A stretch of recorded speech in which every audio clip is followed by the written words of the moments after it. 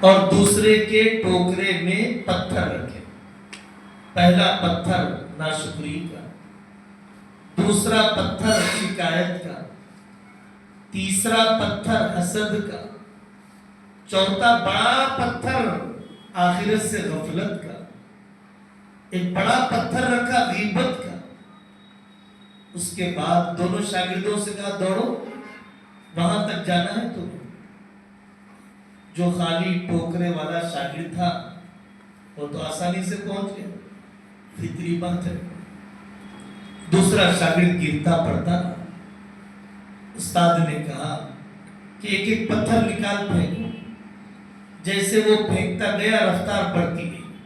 میرے بھائیوں، جتنے باطنی امراض نکلیں گے اتنے ہمارے کام کی رفتار اور مقدار بڑھے گی، اور جتنے باطنی امراض ابلتے رہیں گے، سڑتے رہیں گے، پنپتے رہیں گے، اتنے ہی ہمارے کام کا معیار اور مقدار دونوں ڈھلتی چلی جائے گی.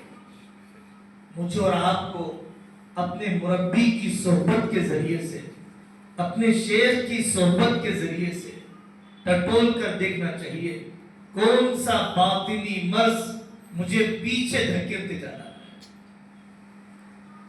ہم سب کو غم ہے عالمی حالات پر، بہت غم ہے ملکی حالات پر. سوچنا پڑے گا کتنے سجدوں میں اضافہ ہوا، کتنے تاریخ کے مطالعے میں ترقی. آپ ملک میں جس پارٹی کے، جس تنظیم کے چھا جانے، غالب آ جانے، سازشوں کا تذکرہ کرتے ہیں لیکن ان کی قربانیوں سے عبرت نہیں لیتے. ان کا ایک ایک وزیر جتنا 24 گھنٹے میں کام کرتا ہے اور جتنے سال بھر کے ایک ایک دن کا منصوبہ ہے، شاید ہم میں کا کوئی اتنا منصوبہ بند اور تسلسل سے کام کرنے والا نہیں. ایک ایک علاقے کے الیکشن اور ایک ایک علاقے پنچایت الیکشن اور ایک ایک آدمی سے ملاقات کرنے کی جو کوشش ہے، ہماری انفرادی محنتیں، میدانی محنتیں سکڑتی جا رہی ہیں اور دشمنوں کی انفرادی اور میدانی محنتیں بڑھتی جا رہی ہیں. جو کام ہوا اس پر شکر ہونا چاہیے، لیکن جو کام باقی ہے اس پر استغفار بھی ہونا چاہیے. اے اللہ، آپ نے جوانی دی، آپ نے زندگی دی، آپ نے صحت دی، میں نے قدر نہیں کی. حکیم اختر صاحب رحمۃ اللہ علیہ فرماتے ہیں جیسے بھینس دودھ چور ہوتی ہے ویسے نفس بھی وقت چور ہے. آپ لوگ زیادہ جانتے ہیں، بھینس کا جب دودھ نکالا جاتا ہے تو وہ کچھ دیر کے بعد روک لیتی ہے اپنے بچے کو پلانے کے لیے. اس کے بچے کو قریب کیا جاتا ہے، جب وہ دودھ چھوڑ دیتی ہے تو پھر اس کا مالک بچے کو ہٹا کر دودھ نکالنے لگ جاتا ہے. ایسے ہی نفس بھی یہی کہتا ہے بہت تھک گیا میں. بستر پر لیٹنے کے بعد گھنٹے 2 گھنٹے فون کے لیے لگ گئے. کیسے وقت چوری کیا نفس نے اور کیسے وقت چوری کر کے بے مصرف لگایا. حضرت علی میاں حضرت رحمۃ اللہ علیہ فرمایا کرتے تھے ٹریفک پولیس والا، ٹریفک کی پولیس کی ذمہ داری سنبھالنے والا شخص اگر ٹریفک کی رہبری نہ کرے، پانی پلاتے بیٹھ جائے، ٹریفک کو نہ سنبھالے، کھانا کھلاتے بیٹھ جائے، دواخانوں کا سروے کرے، تباہی مچ جائے گی سڑک پر. اس نے مفوضہ کام نہیں کیا، اس نے متعلقہ ذمہ داری کا بوجھ نہیں اٹھایا. حقیقی کام، ترجیحی کام، اس سے متعلقہ کام یہی تھا کہ وہ ٹریفک کی رہبری کرتا، دوسرے کاموں کے لیے دوسرے لوگوں کو کھڑا کرتا. ہماری بحیثیت عالم دین کیا ذمہ داری ہے؟ بحیثیت عالم دین ہماری ذمہ داری ہے۔ جو کام امت کا دوسرا کوئی طبقہ نہیں کر سکتا، درس قرآن۔ ہم نے درس قرآن کی مجلس منعقد نہیں کی، ہر باطل درس قرآن کی مجلس منعقد کر دیا۔ نام لیا آپ نے غامدی صاحب کا، آپ نے نام سنے بہت سے مرد و عورت انٹلیکچوئل کہے جانے والے مردوں اور عورتوں کا، ان کے درس قرآن ہے، لاکھوں فالوورز سے ہے، شاید پورے ضلع میں ایک درس قرآن بھی نہیں، پورے تعلقے میں ایک درس قرآن بھی نہیں۔ تحریکوں کی بنیاد قرآن پر جوڑتی ہے، تاثیر اللہ کے کلام سے زیادہ کس میں ہو سکتی ہے؟ درس حدیث۔ غیر مقلدیت پھیلتی جا رہی ہے، انگریزی ترجمے کے بخاری لے کر بیٹھنے والے بڑھتے جا رہے ہیں۔ میں نے کیا کیا 8 سال پڑھنے کے بعد؟ درس حدیث کی مجلس سے، درس عقائد کی مجلس سے، بڑے مجمع کا انتظار نہ ہو۔ ہمارے بڑوں نے ایک ایک آدمی کو بٹھا کر گھنٹوں کی تقریر کی۔ واقعہ ہے شاہ اسماعیل شہید رحمۃ اللہ علیہ کا، واقعہ ہے حضرت مولانا عمر صاحب پالنپوری رحمۃ اللہ علیہ کا، واقعہ ہے عطا اللہ شاہ بخاری رحمۃ اللہ علیہ کا۔ 2 گھنٹے کا بیان ہو گیا، دیہاتی دور سے ہانپتا ہوا ہے، حضرت میں تو آپ کی تقریر سننے آیا، بس چھوٹ گئی، وقت پر نہیں پہنچ سکا۔ تو حضرت لے کر بیٹھ گئے، پوری تقریر دہرائی۔ شاگردوں نے کہا کہ حضرت اس دیہاتی کے لیے آپ کے بیٹھنے کی کیا ضرورت تھی؟ تو ناقابل نے کہا تھا بھائی ہم تو ایک ہی کے لیے سناتے ہیں، ایک ہی کے لیے۔ 2 مطلب ہے، اللہ کے لیے یا مجمع میں کوئی ایک مقبول بندہ ہوتا ہے اس کے لیے۔ جیسے فوجی کا کام ہے سرحدوں کی حفاظت، عالم کا کام ہے شریعت کی سرحدوں کی حفاظت۔ ڈی جے کا روکنا، منکرات کا روکنا، شراب کا روکنا بہت ضروری ہے۔ امت کو سامان جہیز سے زیادہ اخلاق کے جہیز کی ضرورت ہے۔ سامان جہیز بھی دیتی لیکن کتنا دیں گے؟ اخلاق کا جہیز۔ 4 لاکھ کی شادی کی، 10 تولے سونا دیا، دوسرے دن خلا کے تذکرے، چوتھے دن طلاق کے مطالبے، 10ویں دن مقدمے بازیاں۔ کیا وجہ ہے؟ نکاحی زندگی کی تربیت نہیں دی گئی۔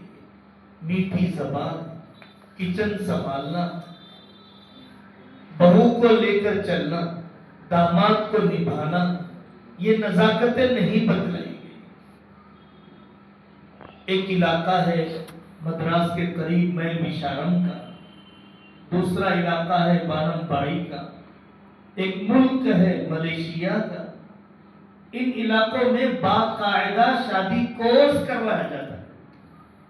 علماء نے اعلان کر دیا ہم نکاح نہیں پڑھائیں گے جب تک کہ لڑکا اور لڑکی اور ہم اپنے ادارے کے تحت دونوں کے ماں باپ شادی کورس مکمل کریں، نزاکتیں سیکھیں۔ 99% ہر جگہ پر بیٹیوں کا گھر اجاڑنے والی اس کی نادان ماں ہے، ہر جگہ پر اس کا تجربہ ہے۔ شادی کورس کی ترویج، نفع پہنچایا جا سکتا ہے، فاؤنڈیشن کے کاموں کی فہرست میں اس کے ذریعے سے اضافہ ہو سکتا ہے۔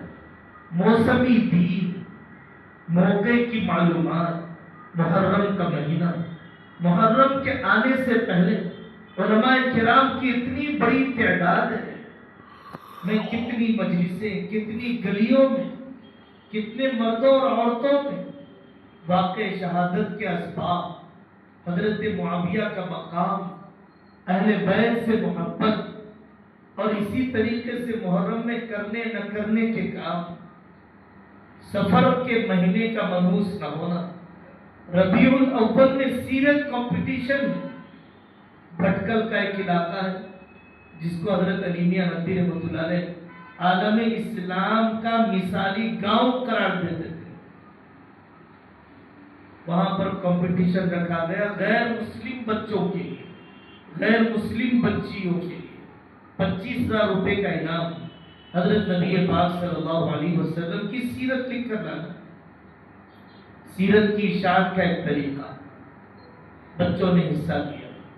حضرت مولانا محمد رابع صاحب ندوی رحمۃ اللہ علیہ نے انعامات تقسیم کیے، ایک بچی امتیازی آئی، اس کا نام پکارا گیا، غیر مسلم نام پکارا گیا، وہ جب لینے کے لیے آئی تو اس نے پوچھا حضرت میں کیا اس انعام کی مستحق ہوں؟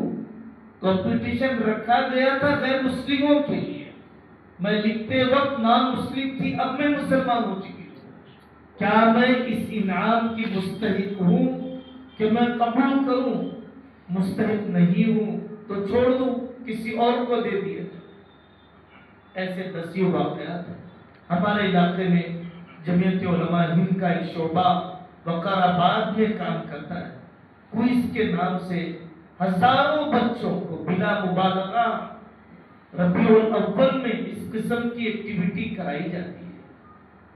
ربیع الثانی میں، جمادی الاول میں اولیاء کا تذکرہ، اولیاء کا مقام، اولیاء کی زندگیاں، علاقے کے اولیاء کی تعلیمات کی تجدید ایک اہم کام ہے۔ دشمن تو بگاڑ رہا ہے ہمارے بادشاہوں کی تاریخ، بدنام کر رہا ہے خواجہ اجمیر کو، بدنام کر رہا ہے سالار مسعود کو، مسخ کر رہا ہے ٹیپو سلطان رحمۃ اللہ علیہ کی شخصیت کو، لیکن ہم نے ان کی شخصیت کی صحیح تصویر پیش کرنے کے لیے کیا کوششیں کی؟ ان مہینوں میں یہ کام ہو سکتا ہے۔ علماء کرام کی بڑی تعداد اسکولوں میں پڑھاتی ہے، کالجز میں پڑھاتی ہے۔ کبھی بھی گھوڑا گدھا برابر نہیں ہونا چاہیے، شیر اور بکری برابر نہیں ہونا چاہیے۔ ایک عالم دین کا وجود ایک اسکول میں محسوس کیا جائے اس کی امتیازی خوبیوں کے ذریعے سے۔ 25,000 کی تنخواہ، 60,000 کی تنخواہ میں جو اپنی جوانی کو توڑ رہا ہے، اس سے بڑا پاگل اس زمین پر کوئی۔ میں اپنی جوانی 25 سال سے 60 سال تک کی اس اسکول میں لگاؤں گا، اس کا خلاصہ یہ ہے کہ مجھے 25,000 روپے تنخواہ مل جائے۔ کتنی کم قیمت لگایا ہے اپنی زندگی کے اس مؤثر مرحلے کی۔ ایک بزرگ نے ہمارے یہاں مثال دی، مولانا شفیع الدین صاحب نقشبندی ندوی دعوت برکاتہم نے، ایک شخص 1 کروڑ کا میزائل خرید کر لایا۔ کیوں لایا ہو بھائی؟ مچھر مارنا ہے گھر کے، مچھر مارنے کے لیے 1 کروڑ کے میزائل کی کیا ضرورت تھی؟